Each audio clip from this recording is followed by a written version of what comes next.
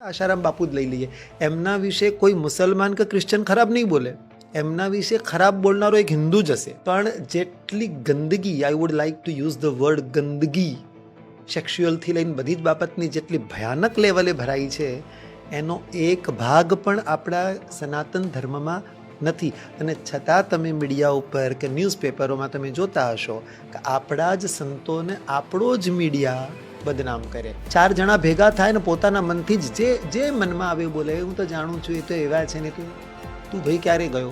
બાપુની હું બહુ નજીક રહેલો વ્યક્તિ છું, બહુ જ નજીક. એટલે કંઈ ખબર પડતું હોય ના પડતું હોય, મારા જેવાને સામે લાવીને તમે કહી દો કે આ આશારામ બાપુ, તો મને ગાળો દેવાની. અને આશારામ બાપુને જોયા ના હોય કે બાપુ કોણ છે, પણ બસ હવે ચાલી રહ્યો છે ને આ ટોપિક, આપણે 2-4 આપણા તરફથી લગાવી દો, શું વાંધો. એટલે આ આપણી હિન્દુઓની કમી છે.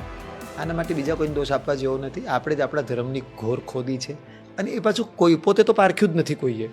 મીડિયાએ કીધું, જ્યાં આ ચેનલો જોડે કરોડોની લાંચ ગઈ વિદેશોમાંથી, કરોડો રૂપિયાની ઓફર થઈને પછી બધું પ્રમોટ કરાયેલું, આખું સ્કેન્ડલ છે. બહુ ખોટી રીતે એક મહાપુરુષને બદનામ કરવામાં આવ્યા.